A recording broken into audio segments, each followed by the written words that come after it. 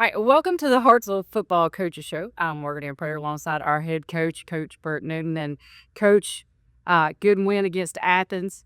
We'll discuss that in just a minute, but I want to thank our sponsors. And I got a big gig coming up, so I'm a little distracted. Our sponsors: Agency on Main, Eddie Crew Ford, Express Buy, Marmac Commercial Real Estate, Peck Funeral Home, and Life Church. Also, please tune in to the NFHS Network on Friday. I have a feeling the jeans are back.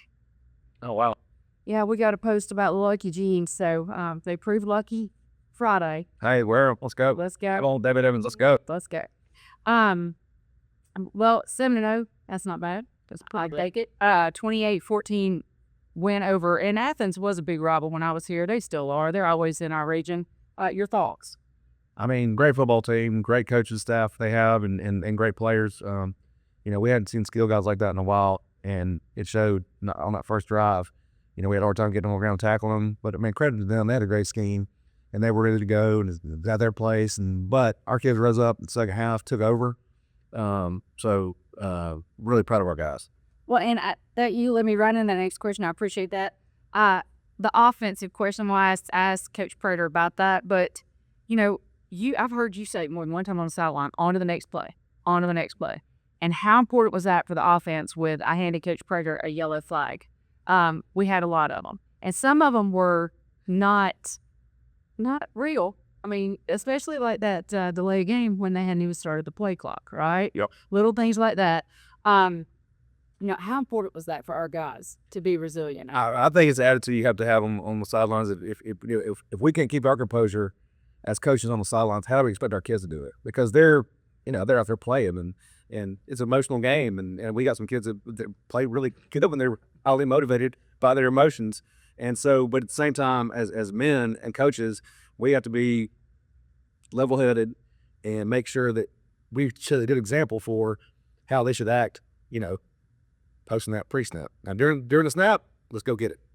But after the snap, we've got it, and we got to be better on that stuff too. So, the stuff like there was a late hit. It was late. I mean, that doesn't get called half the time in high school football. That was on the defensive side. And then, there was some holding calls. But I mean, again, that's part of the game. And how do you manage it? And I think that leads to, how do you manage life when things go wrong? Because adversity is coming. It's coming. So, how do you manage it? Well, I thought both the staff and the players handled that very well. The biggest momentum changer for me was the onside kick, because you get your lead, you turn around and just onside kick it. I'm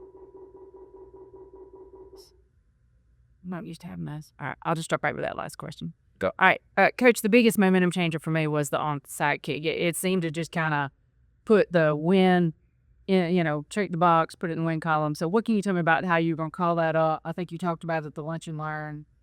What happened? I mean, I honestly was thinking about calling earlier. They had some space in there, and we thought two of their guys were bailing a little bit early.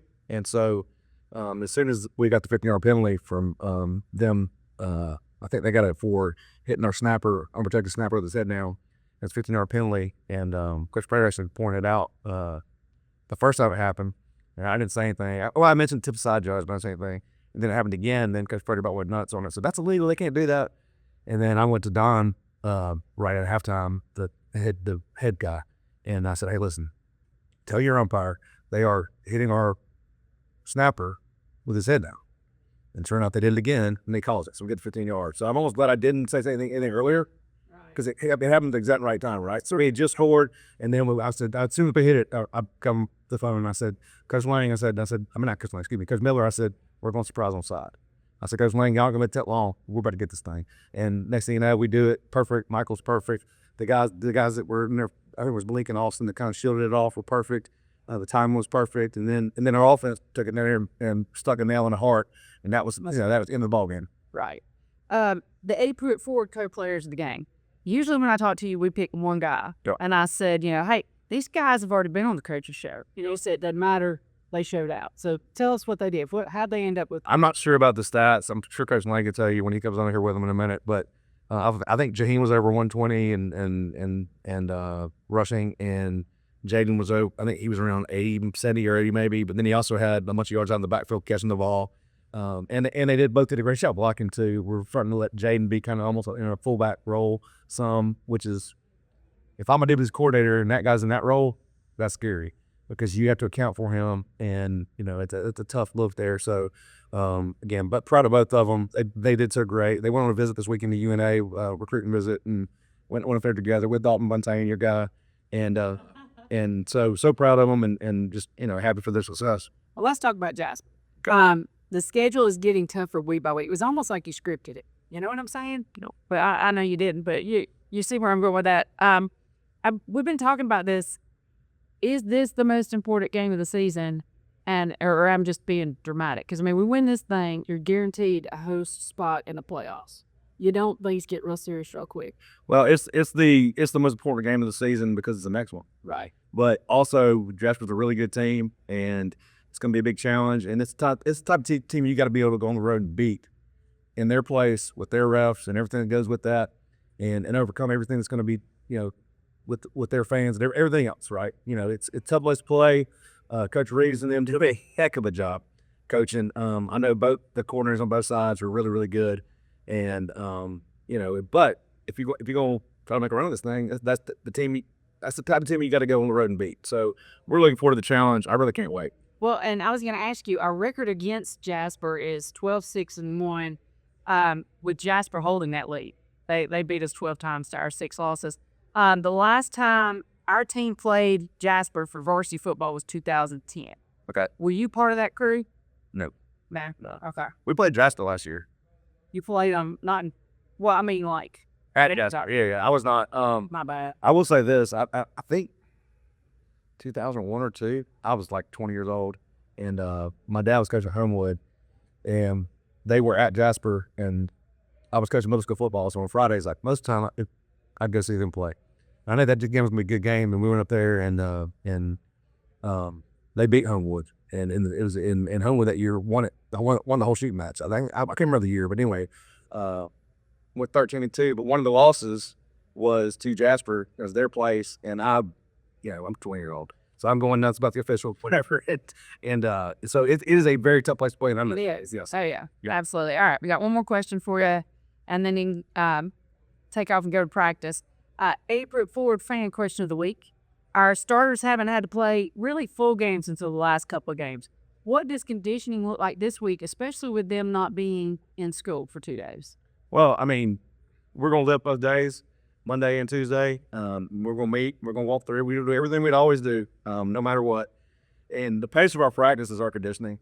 I run them early on just because I'm mean. But at this point in time, it's all about having fresh legs and getting the horse ready to go and playing as fast as physically possible. So conditioning is built in through practice in our weight room and our motion stuff. But there won't be any like old school conditioning from here on out unless they really, really, really make me mad. Okay. Got note to team. I know they watch this. All right, we'll be right back. Thanks, guys. Hey, Dad. That kind of looks like our car. Wait a minute. It is our car. Honey, we're good. That's why we chose auto owners. We worked with our agent to get the right coverage so that when the unexpected happens, we know we're covered. Huh. That's simple human sense. Ask the Peck Glasgow Agency if auto owners make sense for you.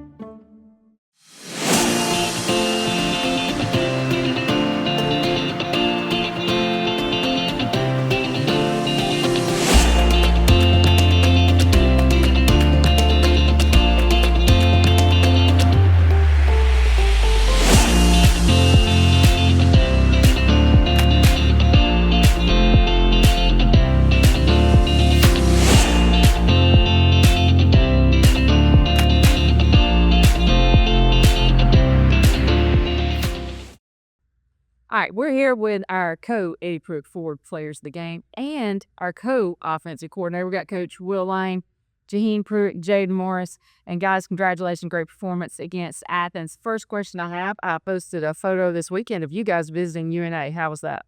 It was a great experience. That was my first visit this year, so it was a pretty good experience, you know, going to college, watching the game and stuff. So, hey, hopefully I get to off from it. So, Yeah, it's fun. Steve's great. Yeah, it's fun to watch. See Rod was there. At the top of that, saw Rod there. And he's still doing good. They good. That's awesome.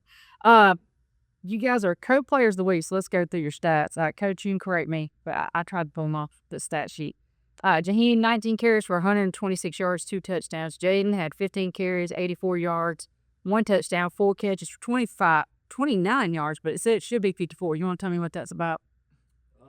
We had a little screen out of the backfield that holding call was there, and whatever. At this point, you know, we play the next play, but that was a good play on his part. So I feel like he should have got it, but he didn't. So, But that's okay. That's okay. I was just asking because I'm not that in tune. I watch it once, and you guys go back and watch it a couple times. Well, what does that say about y'all's performance? What can y'all tell people at home when we have those kind of numbers? They're split evenly. What does that say about you guys as running backs, as teammates, all those things? for me, I could say it's just sharing the field and stuff. Just being able to, like most teams, you probably got one running back just doing it all, catching and running it. With us, it's like we do both. It's like I know I'm getting better at catching stuff, so it's like it's not as like, oh, they gonna know when pitch and we passing the ball. It's like we both do the same thing and stuff now. So I feel like when you got two backs like that, you could do way more with the offense. So it's just us just trusting each other, the coaches trusting us, and just being able to execute. So that's how it's good. I think really just feed off each other. Like when we're out there, he's hype, I'm hype. We try to get everybody else hype. I mean, I just think it's a duo type thing there. Well, now I'm going to single you out here. My next question says I'm going to single you out on my question. The pass, man, you had it for Kane in another game. I thought it was good pass. Sorry, Kane, but you hit it this time. Y'all connected. So tell me, who talked him into letting you be the QB? I don't know. I mean, I got that arm on me. I mean, I really don't know, to be honest. What else? I mean, he's just a good athlete. He's well-rounded and can throw it, so we're going to utilize that as best we can. And it was Peyton Worley that he threw it to already. Sorry. That's why he wanted you here. That's why he wanted you here, innit? What about you, Gene? You gonna be fast in the ball? Never see he pass. I run the ball. I can catch a little bit better, but passing, Jay was trying to come out, and I was like, nope, not on this one, no. So busy. I didn't know. It wasn't confusing. Coach Roy trying to send me in, and Coach Perry was like, "What are you doing? It's like a pass, playing the J." I was like, "Bro." Yeah, I was just playing that, but I was like, So what would if we had the wrong personnel? What happens? We wouldn't call it. Okay. That's about the only play that he has to be. He has to be in. Okay. I talked to you guys after the second game of the season, I believe. Have you progressed the way you want to? You know, we talked about goals, where you're supposed to be, what your goal end game is. Are you where you want to be right now? Because I know you guys kind of track your progress and you compete and all those fun things. Yeah, I think talking about game-wise, making a lot of reads and stuff, I'm pretty good. I'm doing well. But I think I can be a little bit more explosive at times. And kind of really, like, my shoulders and chest moves, and that's what they're trying to show us. What about you, G? I feel like I got so much better at being patient and actually reading holes and letting them open. Like, I know, like, from last year up to, like, the beginning of the season, like, I used to just down here straight down, get the ball, but I became more patient and stuff. That's just practicing every day, just reading the blocks and stuff, and if it's not there, just making get what you get. So, I'm very proud of myself, just learning and just getting better at the position. Well, and I want to brag on you about your maturity and adaptability, because we had an oopsie couple games ago against Coleman, and the old Jaheim wouldn't have recovered from that as well. This Jaheim just said, okay, on next play, you went in and tore it off, and I'm proud of you. I know the coaches are, about how you guys are evolving. Also, was there a play that either one of you guys just felt kind of unstoppable? Is there one that they can draw up that Friday night, was there a time when y'all were just like, oh, we're feeling it now? Or was this tough? Oh, no, we ran inside zone. Like, the first play, like, we ran the jet sweep, then we ran inside zone, and I got, like, 12 yards on it. And later the game, like, I think we ran like a couple like bug sweeps or something, like more outside runs. And I just remember being, I was like, Coach, ran inside zone again, ran inside zone again. Then we ran it, and I think that's where I got my second touchdown. I was like, hey, it was right there. So yeah, definitely inside zone. Did you find these guys are getting more patient as we're Well, they're smart and they're understanding like what their blockers, what the offensive line's doing, where the holes are supposed to be, and then now we're getting to, all right, if the defensive line's in a certain way, you can expect it to hit here. Where if they line in a different spot, then it may hit somewhere else. And so that's being smart backs. And I'm very thankful as Coach Ellis this weekend called, and he said, man, those backs hit it really, really tight to the blocks, and we fit it well, but they're just better. And so I think that's a credit to these guys. Well, and was there a guy from Athens that you thought that you wanted to kind of run away from? Was there somebody who gave you some difficulty? No. No one gave me difficulties. I'll just say I did get hit pretty hard like, at the end of the game. The last driver was running the ball. Number 21, he hit me pretty hard, and like I didn't feel it or nothing. I guess they're drilling and all that, but I would say he did give me a couple headaches over the weekend. So hey, shout out to him. But other than that, Okay, I got two kind of personality fun questions before we end the show. First one, who's the funniest person on the team? It was either it's a lot for J-Dog, or it's a lot. I really can't. probably J-Dog or Ja, to be honest. I hate to give him. I'll give you my top. Him as being his. I'll give you my top 3. Ja. Bro. Yeah. Yeah. Who else? No, he don't even try to, but he just a funny person. But Tyler Motley, he don't even try to be funny. He just be doing so. That's just hilarious. Okay, well, you're talking about the defensive line, so this is one of the things, because I get to hear some stories about practice. And one thing that I can watch my brother actually laugh about is when you guys when our offensive line can draw the defensive line off, and he'll throw a penalty and just kind of watch Coach Fulks kind of explode. Do you have a story like that of something at practice or you guys do that just makes it fun? Definitely third downs. When we play for dessert, it always gets intense. But I remember one time, you're talking about like a memory that I read. One time, Coach Lane different remembers this. When Coach Holly was here, we did something, I can't remember what it was. It was with the quarterback. We ran it. We got it. Coach Holly was saying some stuff to Coach Lane. Coach Lane was saying some stuff to Coach. It was literally like the coaches were going at each other, players were going at each other, and everybody was just trying to kill each other. And it was probably like the most going through we did. So I remember that. I forgot.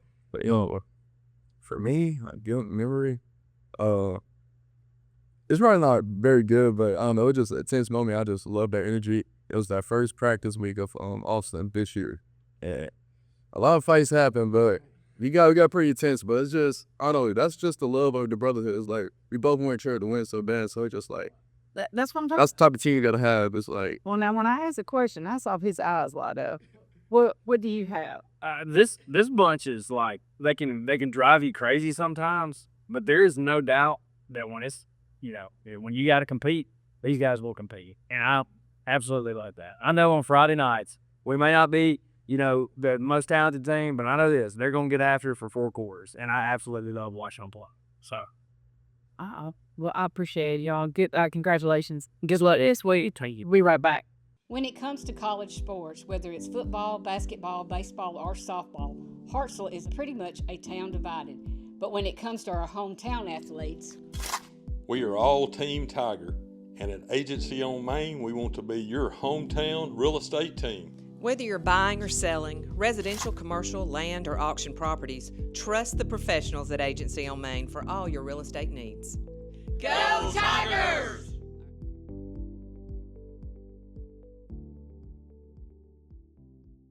Looking to remodel your home bathroom? Call Express Bath today. They were good people to work with. I had no trouble with them. We always take care of everybody, no matter how big and small. The team of Express Bath, we do what we say we're going to do. The highlight was seeing a new shower in a 60-year-old house. It was a great experience. We're a real company, we're real people, and we love serving real customers. Call us to schedule an appointment today. Express Bath. We'll bring the duck.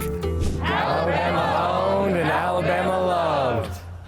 Marmac Commercial is the leader in North Alabama for all your real estate needs, from buildings to land to even leasing.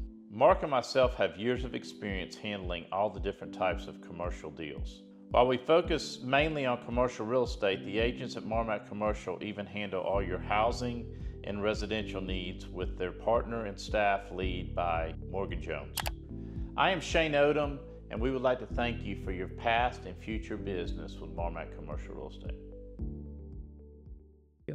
Okay, I'm here with our co-offensive coordinator, Coach Matt Prayer. You can see the joy on his face. And for once, Coach, I do feel a lot like Dr. Phil because we've got so much to unpack here. And just kind of start the game off, I do want to offer you this just so you won't feel left out, because I think you're the only one on offense that didn't get a penalty. And we went looking back over the film, looking back over the stats. Not all those were deserved.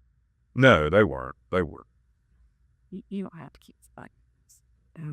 Okay. Let's talk about offensive line first. Let's get serious. You broke the curse. Usually they're on the show. Yeah. We don't do so hot next week. And we don't like having them on there because you're a little superstitious. We rushed for almost 300 yards. We did. So you broke the curse. Let's talk about offensive line for just a minute and how they recovered after some of these things. We did. I thought they played well. You know, the big thing, and it, like I told them Friday night, is they handled the adverse moments when we got penalties, when we got behind the chains. They handled it.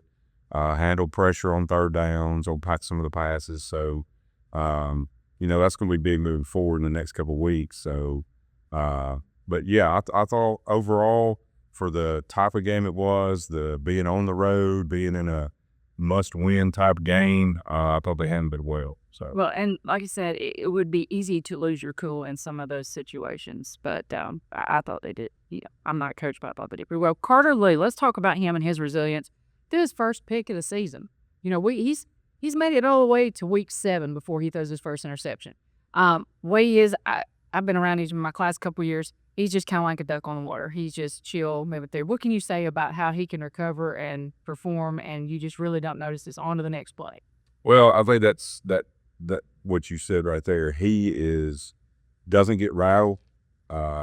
He doesn't let things that happen in the game, whether mistakes that we made or things that defenses are trying to do to us, whether it's pressures or different looks in coverage and trying to disguise things, he doesn't get routed. He has confidence in what he's doing, knows where he's wanting to go with the ball if it's a passing situation, and just does a really good job of managing the game. I mean, that's the biggest thing to me. You know, Friday night we had, if you noticed, we had plays that, you know, we got in not really late, but sometimes there wasn't a lot of time left on the play clock, and we're screaming from the sideline to hurry up, hurry up, hurry up, and he's just calm, getting everybody where they need to be, and getting it snapped before getting delays, and so that kind of personality that he has been very, very good this year in handling all the things that happen. But and he's like that all the time. Your unsung hero on offense, is there somebody that you want to call out that I've been missing that we haven't talked about at home, that just all season just keeps it steady? Well, there's really could be multiple people. Corey Wanick was one of them that really, you know, we weren't sure about, and unfortunately got hurt a couple weeks. I was going to say, he didn't die. No, he did not. But he, you know, doing his job at F and being right where he needed to be, taking great pass to blocks and doing things, he would be one. Obviously, J-Dog moving to a new spot on the offensive line, had to be center, where there's a lot more involved. There's a lot more things you have to do, on not only snapping the ball, but calls he has to make and all these types of things. So he would be another. And then Ethan Haynes has done a really good job. But, you know, Ethan's always had to play whatever we needed him to play. I mean, we have spring practice where he played tackle for, you know, a couple of days. So he just does whatever we need him to do. We're just got to keep his hands out of key. Every time I see that job, it's like he has a something cast on. You're a run game guy. Let's talk about our co-players of the game. I'm going to ask Coach Newton about them, of course, but you rush for almost 300 yards. They're consistent. You got Jaheim Pruitt and Jay Morris in your backfield every week. Let's talk about them and how fun was it to call that game for them? Oh, it's, you know, they we talk about it every day that how much we're gonna miss those guys after this year because they're here every day. They're right in what they're doing. Their effort is always there, and they do a really good job of being very coachable. Coach Orr does a great job of them. Like when we watch film of talking about this is how the offensive line is going to block this play or that play, and this is what you're looking for. And then they have great vision, and they're going to run the ball extremely hard.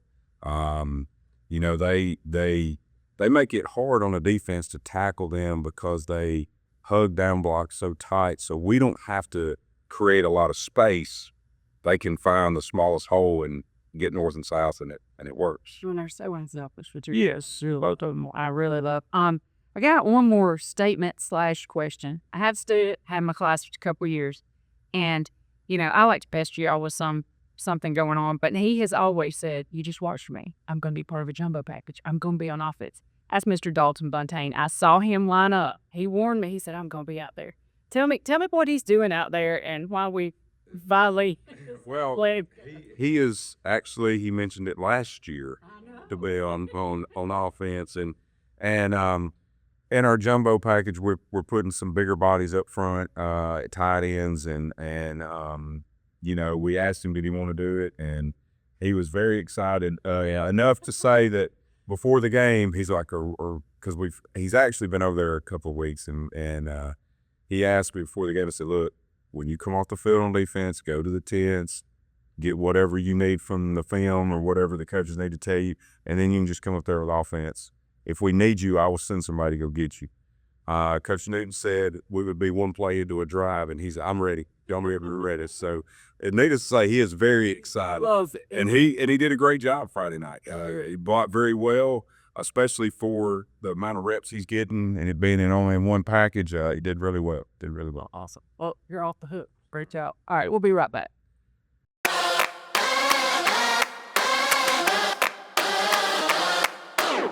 Come see us at Eddie Pruitt Ford. We're a proud supporter of Hartselle Athletics.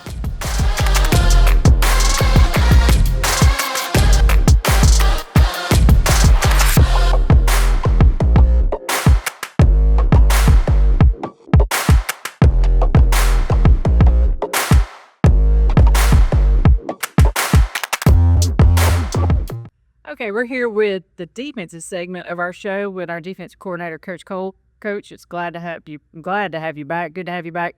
Your defense gave up the highest point total this evening, but I don't mean that in a bad way because that was kind of good. First drive, they scored, but those were scripted plays. You know, they had all week playing at it, right? They did the same thing out of halftime, but both times, big positive. Your guys adjusted, shut them out, shut them down, win the ball game. So what do you have overall to kind of say about their performance right off the top? I think the answering the bell, we always talk about answering, you know, good teams are going to make plays. And Athens is really, really good at every spot on offense. I think answering the bell is important. They did some things that, you know, did great plan on their part. So we had to adjust a little bit. You know, Coach Bray, Coach Miller, Coach Dean, Coach Folks, you know, a good job adjusting with what we needed to adjust with to, you know, to get it right. Well, and missed tackles were kind of back, but I don't know, was this the most athletic team we faced so far? Was that why, or was it just missed assignments? What was going on? Oh, it was. You know, missed tackles are usually a correlation there between good players carrying the ball and missed tackles. We've got to be better, obviously, because you know, the offense is just going to get better as we get into the season, but and a little bit of missed assignment too, not necessarily assignment, but, you know, technique, you know, doing what you're asked to do that your coaches tell you in terms of every position, and then finishing the play with the tackler. Awesome. Let's talk about linebacker play. I was looking at your stat sheet. Those guys were everywhere I looked. Names that just stood out: Wayne Johnson, Hayden Gray, and then I know he's a rover, but Cole Miles. How does that guy become an interception magnet? It seems like whenever we need one, he's right there and he grabs that ball. He is, and it's I don't know how to explain that. First off, he's disciplined in what he does, and then when there's an opportunity to make a play, Cole makes it. And you see a lot of times where guys are where they need to be, and just like the missed tackles, you know, where they need to be and then don't make the play. And Cole very rarely misses an opportunity to make a play. And the linebackers were good too. And those guys are experienced. You know, they've seen a lot of snaps. You know, Parker Worley played. You mentioned Blaine, and Hayden and Parker and Austin, and all those guys. I think I'm missing somebody, but I thought the reason why I didn't mention Parker, because I know his stats. He had like 10 tackles. he was All over the place. I thought he was a DB, or he's a overall also. Yeah. So I was just trying to, go with the. It wasn't I was trying to leave him out. I was just different era. But yeah, he was all well. They did. They played well, played physical, and it was good to see. Well, I don't want to throw any shade to the guys, but we got offense most valuable player 2 weeks in a row, and usually defense kind of dominated that. So just give them a little extra motivation, I guess. Without giving anything away, looks like the next team you're going to face is going to be full of really fast runners. They got more speed. We're going to Jasper. We're going to travel a little bit more than 30 minutes this time. But what are we looking at without giving too much away? We've got to make plays in space. They've got, probably better at every position that we've seen all year. Quarterbacks dynamic. The 2 running backs they have are dynamic. Can all run. Are good in space.